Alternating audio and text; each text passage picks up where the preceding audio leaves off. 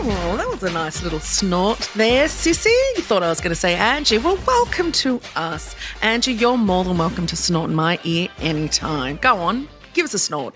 I thought I might have without even knowing, like breathing heavily, like, and didn't know because I was in such deep concentration. But you can snort anytime. Welcome to Thanks, Two Girls, One Pod. That's Angie. I'm Yvie. I'm in Wurundjeri land. Where are you? I'm actually back in Turrbal land. It's been a bloody whirlwind. World Pride's done. Have you had a good Pride? I did. I had such a magical Pride. As you know me well. I'm very much. I can either work, as Rihanna once sang, or socialise, which I haven't been able to do for a long time because of the work. Putting those two together can be extremely difficult for somebody that is quite an introvert and has, a handful of chronic invisible illnesses. But Sister backed it up like a boss. I monitored the processes. I didn't take too many of the alcohols, but it doesn't take away from the fact that that's just a lot of interaction and a lot of bodies around. It's somebody a lot. that loves to be by themselves. I think, though, like I said to you last week, there's things that you've done in the past that you just haven't been able to do. And this one, it just seemed, like I said to you last week, you were thriving in it. So it's like you found your people, you found your place, you really pushed to do all of it. You didn't have to pretend in an environment like that. And I feel in other environments, I constantly have to be whoever I think that person thinks I am from either the podcast or the Bachelorette or Gogglebox. And it's so consuming. So to be in an environment where I just got to fully be me, and everybody was so off their titties anyway, they didn't know who the hell anyone was. But in a beautiful way, it was all very safe and loving. It was great. But I'm very tired. But I'm back. I'm here. Good. Well, and you're on your podcast. You mentioned that just then. And I hope you don't ever feel that you can't be yourself on this podcast because no one expects you to be anyone but who you authentically are. And that's the beauty of this podcast is that you be exactly who you are and don't apologise for it. This is very true, actually. On the drive from the mountain to here, I was thinking about how I was going to go into, I just celebrated World Pride and I woke up this morning knowing my period's coming so I could feel like the PMDD symptoms, and I call them an episode coming on, and those episodes are so severe for me. And then I thought, well, you know what? I picked to go to World Pride. I did have work events. So people would be like, oh, well, you've chosen to put your body through that. But then I thought, well, no, I'm still a human being. I'm not living to work. I need to express myself and celebrate something so important to me like Pride. And I was like, so today all I have is like the half emptiest little bit left in my tank, and that's all I'm going to be able to give everyone. And then I didn't end up saying that because I feel a lot better, number one, but you like re-saying that to me does make me remember that I can actually come in and say that and be like, look, I've got this much left. Yeah. I'm doing a tiny amount with my fingers in the old tank thanks to the bod and trying to be an average human and celebrate and socialise. But I had my second win today, so I'm ready to talk about all things International Women's Day that happened on Wednesday and a little bit of a MAFS recap, if you don't mind. Well, let's get to the MAFS recap next. First, happy International Women's Day to you because you are a woman. I am a woman, and happy International Women's Day to you too, girlfriend. Thank you, and happy International Women's Day to anyone who identifies as a woman. Absolutely anyone. Happy day to you. You put something out on your socials yesterday about International Women's Day. So do you want to just touch on that really quickly? Yes, I do want to touch on that really quickly. On Tuesday, I posted to my stories asking the good people of whoever follow me really, what International Women's Day means to them and if they had anything that they wanted to bring in terms of what I originally thought the theme was, which was equality versus equity. Anyway, we don't want to confuse you because I feel like it's taken away the main message of what today is supposed to be about. So apologies from me that I confused you guys if I did in regards to what the International Women's Day theme actually is. So we'll get into that. But first and foremost, if you don't know what International Women's Day is, I'm just going to give you a tiny baby little introduction. International Women's Day, March 8th, is a global day celebrating the social, economic, cultural and political achievements of women. The day also marks a call to action for accelerating women's equality. IWD has occurred for well over a century, with the very first IWD gathering in 1911, supported by over 1 million people. And that's just, I didn't even know it was going for that long, to be honest, but that actually doesn't surprise me because most things to do with women we don't hear about until the last 10 years really anyway. Yeah, that's right. So let's hand over to you to give us the informations about what it was this year. Well, I'd really like to thank Clementine Ford for this information. She's written this before, and she's just done a lovely reminder in her stories this week about the foundations. So I'm just going to let you all know the foundations in case you didn't know, because there's a lot of people that simply don't. And it's really interesting. Teresa Malkiel was a Ukrainian-born migrant working woman. She began as a factory worker before rising to leadership in the Socialist Party, the first woman to do so. Her work directly contributed to the changing of New York's labour laws, and she also spoke out about white supremacy. We love her already. Advocated for the education of women workers and criticised socialist men for ignoring the equal rights of women in the labour movement. Now, that's labour as in domestic labour and work labour, not labour the government. It was as head of the Women's National Committee that Malkiel proposed a National Women's Day. This would become the blueprint for International Women's Day. In 1910, at the International Socialist Women's Conference in Copenhagen, German delegates Clara Zetkin, Kate Ducker and Paula Teed proposed an International Women's Day similar to the National Women's Day held in New York. Once again, these were the working socialist women who were labour activists and women's liberationists. International Women's Day was held for the first time on March 19, 1911. For many of the more than 1 million women across Europe, the right to vote and hold public office was high on the agenda. Then it changed to March 8, as we know it today. But that's when it did start, and who started it. So here's to Teresa Malkiel. What a f***ing legend. What a queen. Yeah. And I bet you so many people, like, you would not know about someone like her going down in history, but we know, you know, who created, I don't know, electricity, for that's example. right, exactly. I just thought of that because there's lights around. But it's just often women get so overlooked. And rewritten, rewritten, like the amount of women in history. You know that I had another podcast called Chickstory, Chicks in History. And the reason I even started that podcast was simply because of the amount of unwritten about women, or women who've just simply been misrepresented, and the credit being given to a man, because most of the people that wrote books were men and have been over centuries. So it's incredibly amazing how many things we're learning. Like for me, I can't get enough. Like I just love reading about it and hearing about it and stories. I'm going to tell you a funny little story about me. In year 5, I want to take you back to 1984. 1983. Thank you very much. Battle Bay Public School. And little Yvette had a teacher called Mr. Hillier, and we used to call him Pick and Flick because he'd pick his nose and flick it. But he was mad for Australian history. Mostly Eureka Stockade and everything, but he did really love Indigenous history. That's a by the by. We used to sit, you know how when you're in school and you used to sit in your little groups and your table you could get stars, and the more stars you'd get at the end of the week, your table got to go home early or something like that, you know, those kind of things? Yeah, like a treaty. Yeah. Well, he was telling us about Australia's discoverers, people who discovered the land, like Burke and Wills and all that kind of thing. I put my hand up and he said, yes, because, that no one ever wanted to talk to me because I never shut up. Yvette, you've got a question, you think? Yeah.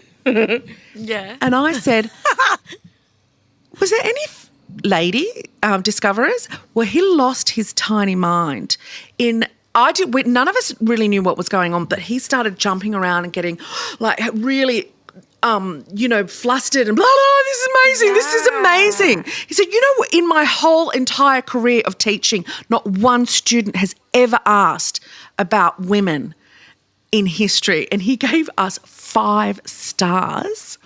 5. So he's doing it in a nice way. He said, I've always waited for someone to ask that question and no one ever has. And he was probably thinking in his head, and that little brat had to be the one to do it. Yeah, the little one who never shuts up. If anyone's going to do it, it's going to be the one that doesn't shut up. Yeah, exactly. So I've never forgotten it, and I just felt, you just feel so amazing because your class, like your teammates, your table mates, just go, oh my God, that was really good. Like, yeah, that was so good. We get to go home early on Friday and have caramel koalas. But for me personally, it said. No, they just wanted that they caramel. Didn't even know what the question was. But for me, it was the beginning. Yeah, it was the beginning of my fascination. And why? Where were the women? Where the women at? Well, that's it. It's so important, isn't it? And now knowing that at school, well, I hope so. I'm not at one, and I'm hopefully never have to go back to one. But I do hope there is a lot more chat at schooling. In schools about women and the achievements they have done, because my God, if I have to hear about another man doing another good thing again, I'm going to lose my damn shit. Yeah, exactly. Well, I'd like to just give a shout out to my favourite feminist, Clementine Ford, because on International Women's Day, she is my favourite feminist, and I get to use her words, and she's so generous with them. And I'd like to just say to her personally and publicly, thank you. Thank you for allowing me to take your words, and when I can't find my own, I can find hers, and she says it so eloquently, so succinctly, exactly how I'm feeling. So I'd like to say a big thank you to her.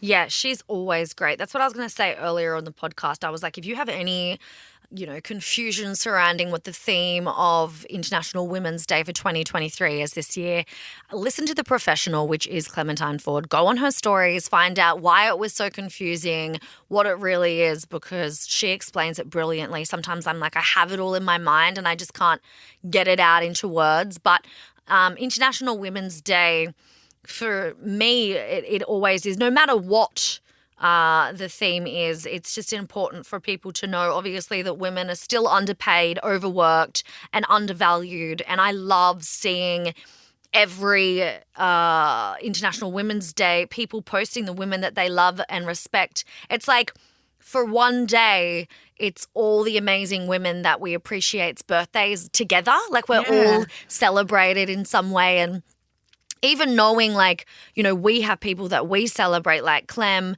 or whoever. For me, mine's one of them. I have so many. Is Marie Louise from Evolve Yourself Institute. She is my Essence Energetics healer, and the work she's done with me for me to get through my pain and just to understand my traumas, and the way she doesn't give a shit about what anyone thinks, because she vibes on a frequency that's just so out of this planet that I aspire to be that one day. And she doesn't live in her head, she lives in her body. Her sleeve, she said, this is just a sleeve that we wake up in the morning, and it's like, which dress is Angie going to put on today? But our core self is, our soul and our higher self that we often completely tap out of. Like, I think women like that can just like walk to the beat of their own drum and don't judge anyone, even though she doesn't, agree with a lot of the things that society does. Like, I love that. And to see people like her or Clem sharing their knowledge for free, like they're professionals in this area, and they're sharing that magic for free. That's one of the most beautiful things about International Women's Day. For me, I think seeing that and just remembering how many boss bitch queens there are out there, and the fact that it's all like our damn birthdays all in one. And I'm saying us too, because people reach out to us often and thank us, and that to me just like makes me cry to think that we can be a voice to, even if it's only to a handful of people, to say thank you for whatever it is we've chatted about that they've never had the space to talk about. Like, it's bloody magical. We're just magical, all of us. And we want to say thanks to all of you people, all of you women. We're Not men. people. Well, people, yes, but not happy just International the women Women's and the ones Day. that identify as women. Everyone who identifies as a woman. And it's not about the parts. No, it isn't. It's about the hearts. You know what time it is? I do. You know what time it is? I do. MAFS recap time. Last week we didn't get to do a MAFS recap because, or did we? I can't remember. Yeah, we did. Actually. The week before we didn't. The week before we didn't. So I felt like we were thrown. But I do want to say, having a break from MAFS over Pride, because I was too busy. I was too busy to come home and watch MAFS. And plus I was vibing on a frequency of pure love. And then getting home, I had to like kind of catch up and smash them out, right? So I could do a recap. And the lack of interest I then had just from having a week's break of not watching it the night it comes out or being involved in it, I was like, this show is boring. It's This week shit. has been boring. It feeds my anger bodies. I don't care about straight people fighting over the pettiest bullshit when I've just been around so much love, and it was really hard for me to get back into. I found myself like watching it but being on my phone doing something else and then cooking and then cleaning, and I was like, oh no, and I've got 5 episodes of this now because I had a pure love Pride break. So my recaps aren't going to be as full throttle this week because, to be honest, I don't care for them. Well, I have to say, I didn't go to Pride, and I had a really hard time getting through them this week. The 4 episodes. Thank God I wasn't Sunday the only to Wednesday. person. I found it very hard. I actually left them all and binged them because I had to, but I did really enjoy it, but at the same time was like, I'm looking at it more about how badly edited it is. And I have a friend so who I badly talked to about it edited. at the time. And I said to her, I'm really sorry, I can't talk to you right now because I'm not watching them. And I'm finding that I'm so invested in Survivor right now that that's filling my cup as far as drama and entertainment goes. But we will talk about it anyway because we've had some pretty good points to make this week. Yeah, and everyone is watching, so we love to offer our 40 cents worth, 2 cents, 2 bob, whatever. And it's bob. in our blood. We're goggle boxes at the end of the day. That's how we started. Yep. That's forever where our hearts will be. So you know what? We'll do what we can with the little amount of stuff we have left in our goddamn tank. Yeah. So let's waste no more time and let's quickly kick off with the old Sandy and Dan update. In conclusion, thank God she decided she knew her worth.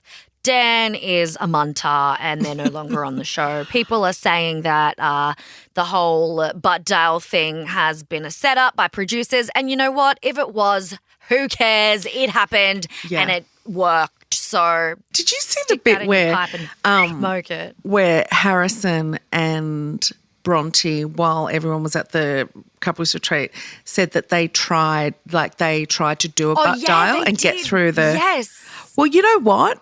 I got a butt dial this morning. I got one this morning, and the person that called me, I said hello, and she goes, "Oh my God, Yvie," and I went, "Yeah." She goes, "Did you call me?" I went, "No, you've called me," and she goes, "Oh my God." She goes, "Are you watching MAFS at the moment?" I went, "Yeah," and she goes, butt dials can happen. She goes, I just did it with my armpit. She goes, I had you under my armpit. I said, well, I just butt dialed someone yesterday with my bum bag. It's a bum bag dial. It happens all the time. Like it's happened. I constantly. I am known from friends, from not the show friends, just like my friends in general, to check my phone because I'm always scared that I'm called someone. We all do and it. that mostly started after Bachelorette because everything was so secretive that I was so scared I would accidentally call somebody from media because I had so many media calling me, or I would use the word of the person I'd picked. So I'd constantly touch my phone, or because I'd be scared I was with someone talking about the show. So from now, it stayed with me, and I'll constantly be like, oh my God, because I have called people so many times. So the fact that they reenacted that is like so bizarre because, like, as if you haven't butt dialed Harrison and Bronte, do we think that these two actually like each other? Because this is wigging me right out. They absolutely do not. And I really do believe that Harrison is on another level of a human, and Bronte thought that she could kind of create something with him, but even she was out of her depth, and she realised that when he broke it off with her so easily, because what he was breaking off with her was their fake relationship. Yeah, 100% so fake. So gross. And that was just last night's because, last night's episode was the dinner party. So we have to wait again to Sunday night to see the commitment ceremony, and they're obviously going to be there. But, she left the dinner party really quickly. So she left really quickly, and then it was just about him. And I really would have preferred her to stay. At the dinner party where he was saying, when they first arrived, he goes to the again, the crying and Ollie going to Voxy's and everything. Like, the producers hate this guy. They hate him. Yeah. But he's gold. Oh, they would be loving television gold. How much they hate him, and they've been able to edit. But for me, I don't know, and I feel it would be for you as well.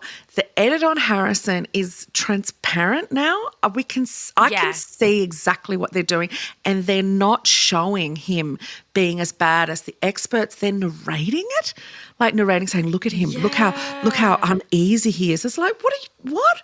He doesn't look that uneasy. Don't tell us what he's thinking and doing. Like, we can see him being a dick. Just let that happen. Why didn't you pull Bronte back in or show the part of her saying, what's wrong with me saying I want to go home? Everyone wants to go home at times. It's not a reason to break up with someone. There was so much missing, and that's why I'm really like, what's going on with this editing? Like, they're all trying to throw Harrison under the bus when you don't need to throw him. He's there in a big red shirt.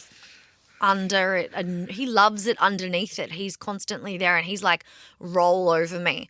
The thing with Harrison, we were talking off air, it had to do with egos, and any human, if you get praised in some way, even if it's your friends, your mum, your dad, whoever, if someone's like, oh my God, I loved that you did that was great, inside of you love that admiration, that praise. We crave that as humans. It's just in us, right? We learn that from babies. We take a step, we get clapped, we go to sleep when we're told, oh yay, you get an extra treaty tomorrow.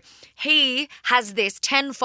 He gets this massive pat on the back from producers being like, oh yeah, and his ego has just gone, this is my show. Doesn't matter that I'm the villain.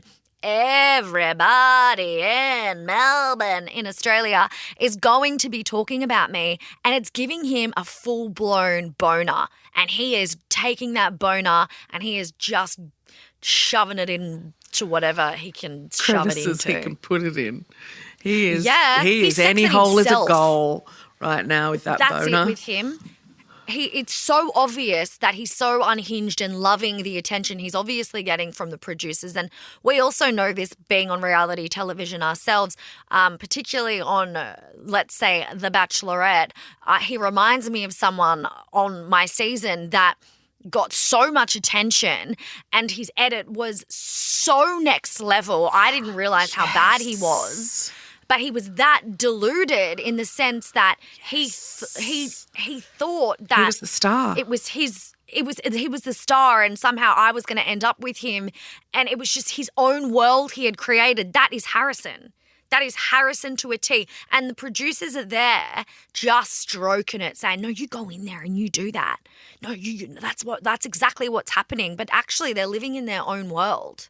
they're so far gone. At the retreat, the girls tried to have that intervention with Bronte and she wasn't having anything to do with it. She had, like they said, drank the Harrison Kool-Aid, but the Harrison Kool-Aid was, I'm assuming, behind the scenes, him saying to her, we have to stay together for this show. We have to get to final commitment ceremony. We have to, blah, blah, blah, blah. More airtime. More airtime. And she bought it. And I think, I think she did feel a little bit for him and thought, he's into me. So therefore I'm going to be into him, one of those girls.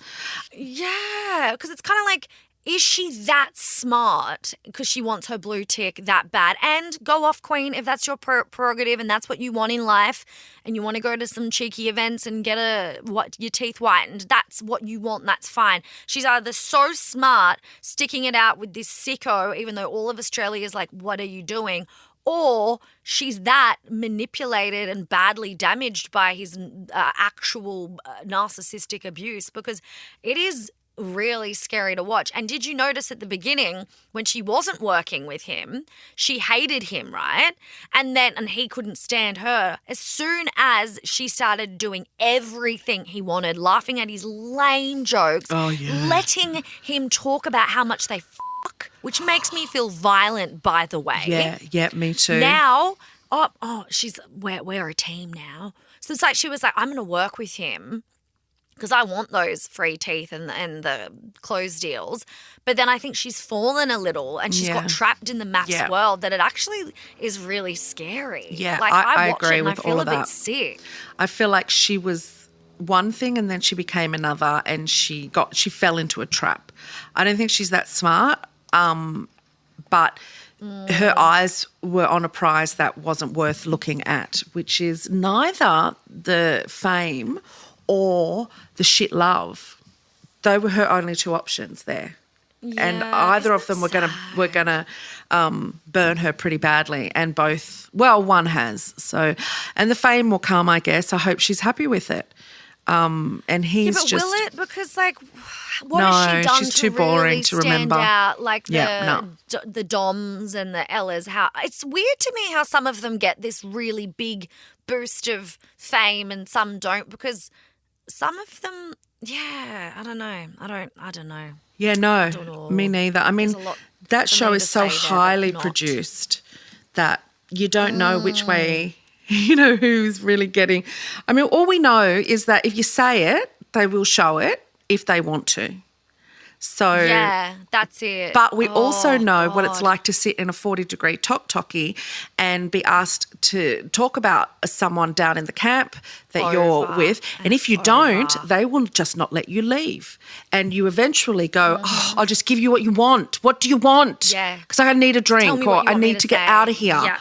So we do know both sides of it. So true. We so do. And you do end up just going, okay, you tell me exactly what you want me to say and I'll Angie-ify it. Yep. Give me the 4-5 points and then I'll just Angie-ify it so it doesn't sound like you're telling me what to say. Yep. And there was a number of times I would do that just so I could get like a little bit of food or be able to go to the toilet or something. So they have that, but in a different way, I guess, just like mental torture. Yeah, exactly. I think the public really do need to realise how much time the producers have compared to you as a contestant in any of these shows. They will go their entire shift waiting for you to say something, and if you still haven't said it, the next person will come and take over and you're left there without any drink or any, you've got lights in your eyes, they won't let you go. So you're uncomfortable. Do know that if you're not a strong person and you can't offer up a better storyline than the one that they're making you say, you've got no chance. So always know that before you even apply for something like MAFS, which everyone that comes off the show says, they gave me the worst edit and I'm just letting you know, do not apply for this show. And yet 20,000 people every year apply for this show because they truly believe that they're the ones that are going to get the good edit. Or their ego just gets in the way because they can see for the next year, really, people still talk about Dominica and Olivia and their fight. But did you call her Olivia? I think I choked a little. I think you called her Olivia. I met them. I met her on the other week, by the way. Yeah, and you said that they were Rainbow nice. Pride. One was nice. She was nice. I never say hi to Dom, like not because I don't want to. It's just because she's always like, she never really like, we never look at each other maybe, but Olivia was kind of thrusted upon me from our friend Richard being like, you know Angie, right? And I was like, oh, I don't know if she does. And if she does, she's probably heard some of the stuff. But to be fair, the only stuff I've ever said about Olivia is the fact that people need to back off because I think she was so mentally unhinged after that show. You did. That I was worried for her mental health. So if she thinks that's mean, then I think I was looking out for her more than most of the people in her inner circle at that late stage. But she was fine. You know, she kind of looked at me like, I know what you've said, and I just completely ignored it and was just like, you look really pretty. I was like, how's your mental health? She's like, it's a lot better now. The new show started. And I was like, yeah, people will forget about you now. Like, don't worry about it. So I don't know if that's made her happy or I doubt not. it. Well, I doubt it. They will. Why did they go on that show then? Oh, no, I agree with that. I'm thinking whether she was happy about it. She wasn't happy about it because, you know, that's that whole dichotomy of I want them to leave me alone, but I need the attention as well. But I need a good attention, not bad attention. And I got a bad edit. Yeah. Let's just talk about this year's Olivia, who was at the retreat, I think, is Alyssa in retelling a story to the girls' night about a fight that she just had with Duncan, her husband, in her bedroom. That didn't go that way at all. Sometimes these people truly forget that we're watching. The cameras are there. We watched you say to him, you've just ignored me all day. I didn't know where you were. And then he said, well, why didn't you come find me? She goes, what? Was I going to interrupt you playing tennis? He goes, well, you did know where I was then. Where I was. And she was like, yeah, well, I didn't want to interrupt you playing tennis. And he's like, why not? And she had nothing. So, I mean, you know, I don't like to turn on a woman, but but that's a hard one because it's like with her for ages now, I've had a really weird feeling in my tummy about her because I don't like the way she treated Claire when she openly admitted that she was the person that had an affair with a married man for ages and then completely turned on Claire, wouldn't look at her. And then in another episode, she's cuddling Claire going, oh my God, I love you so much. Girls like that wig me out to no end. And then when she did this whole thing to Duncan, I then always have an excuse, though, for women, which I don't know if it's a bad thing or not, but remember she comes from a full-blown Mormon cult. Yeah. She is Mormon. And I know we shouldn't talk about religion, but being a Mormon the way she was, that shit, her developing years as a child was ruined by a religion. Stunted. So toxic. She and didn't develop. The whole community turned on her because her father was a homosexual. She would have the most deep-rooted issues that we cannot even imagine. So I think her need for attention and love would stem so deep from being turned on from that up religion. And I agree. Now she would just be on a planet that's just like we don't even understand. But also, side note, anything that's too good to be true with a man generally is. Duncan is giving me somebody's name that I don't like to say vibes because it seems all so perfect. He's the Prince Charming. We know how that. They're never the Prince Charming. That's very true. They're never the Prince Charming. If you're on a show like this and you look like a Prince Charming, you're not a Prince Charming. Yeah, and I've always been a bit sus about someone like him. It's like, why are you on that show? Like you could Why are you single? Someone really, really easily and anonymously. Like you don't have to do it famously. Two things that I wanted to say about Alyssa. Very similar to you. You know, like I said, I don't like to turn on a woman. I just, for me, have a gut feeling that it's hormonal as well. I can see her turn in that irrational way that men call us hysterical for when we can't quite understand our hormones and the anger and irateness that we feel. That's what I see from her. She's very, very emotional. She's irrational. And she gets that. I almost see a PMDD with her or even just a really extreme PMS because one day she's so angry and then the next day she's loving.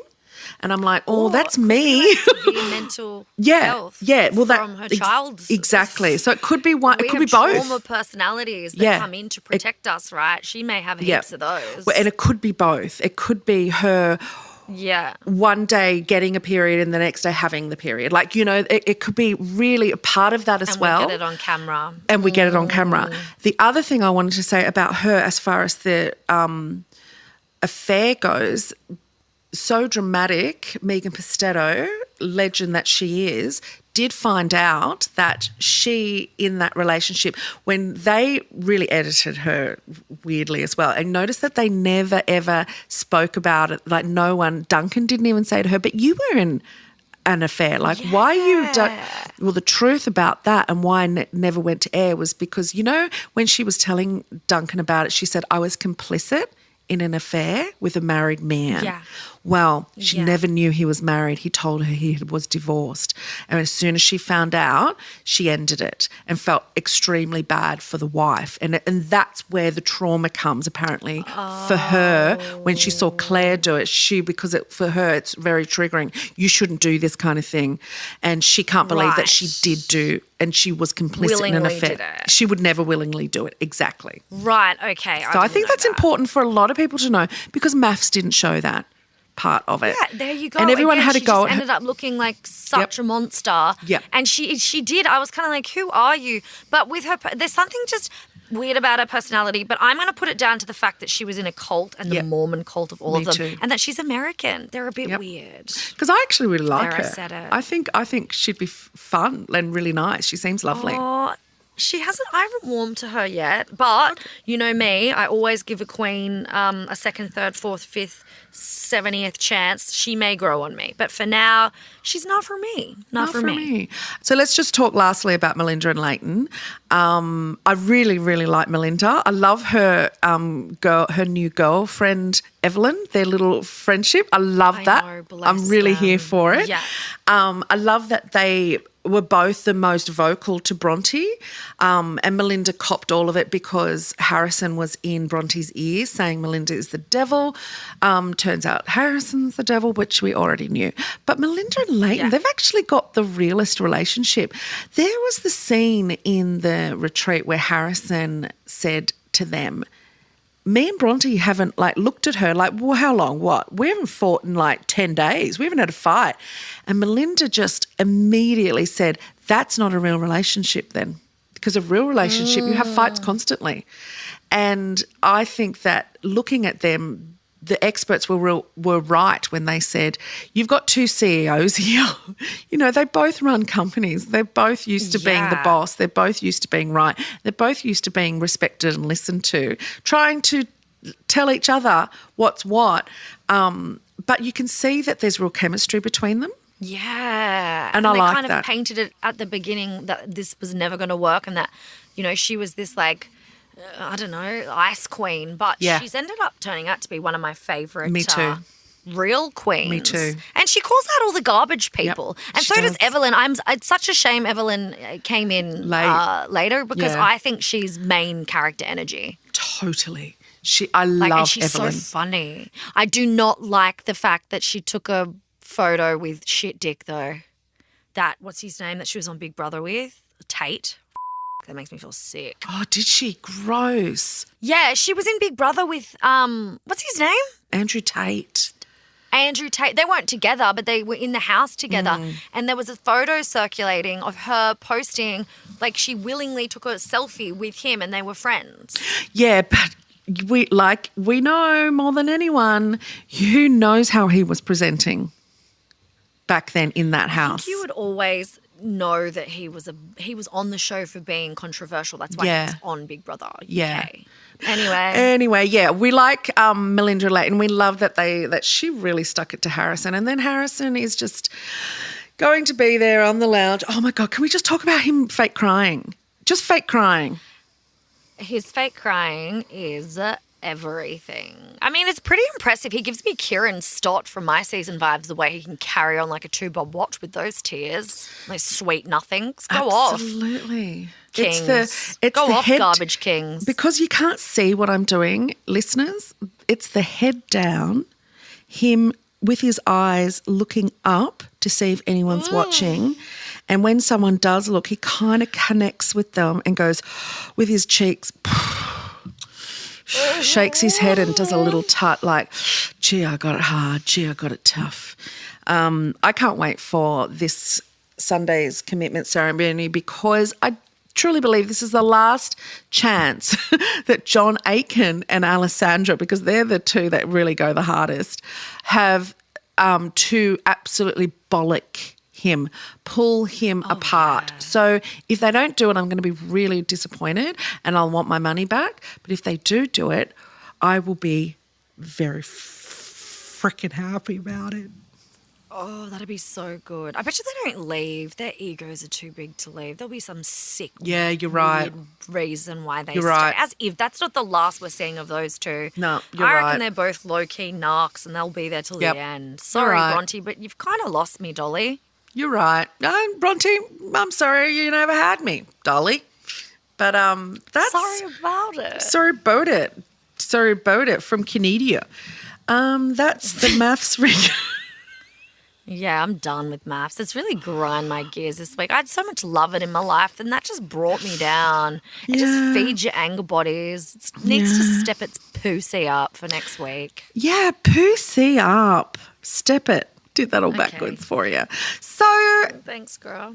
that was the MAFS recap. We've done the International Women's Day. Let's just finish a little useless or useful factoid of Yvie Jones's. Sure. This is an easy one. Quick one, I should say. This is a quick one. Back in the day, they used to use urine to tan animal skins. So, you know, you'd get a cow or a sheep or whatever and you'd take all the pelt off and then, you know, the shoes that we have, they're dyed. Well, back in the day, they actually used to use urine to get the different colours of brown on your leather. Stop it. Was it stinky? No. Well, it's just wee. It's sterile, I guess, and it just would dry out. But it would stain it, right? I hate the smell of piss, stale piss. Yeah, me too. But I guess once it stains it, then you can wash it and the stain stays, but I guess the ammonia would The go. smell goes. Yeah. Nice. All right. So anyway, families used to all then pee in a pot and they would take it and sell it to the tannery. The wee pot. Oh, what? Yeah. You could sell your piss. Money. Money. And if you had to do it, you were really, really poor. Like you'd be desperate. I mean, imagine walking up the street with this. What is it? What comes from it? Piss poor. Piss poor. They're piss poor. Piss That poor. slaps hard. That's where piss poor comes from? It is. That's where if you were piss poor enough to piss in a pot, and to take it to the tannery, you were the family. You were piss poor. Now one more, one worse than that. If you were really poor, you couldn't even afford to buy a pot. What saying comes from that? Lowest of the low. You didn't even have a pot to piss in. To piss in. Oh, That's they how wouldn't poor even you have were. a pot to piss in. Oh, my God.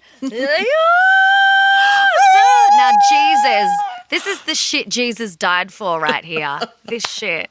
This absolute solid pissy gold.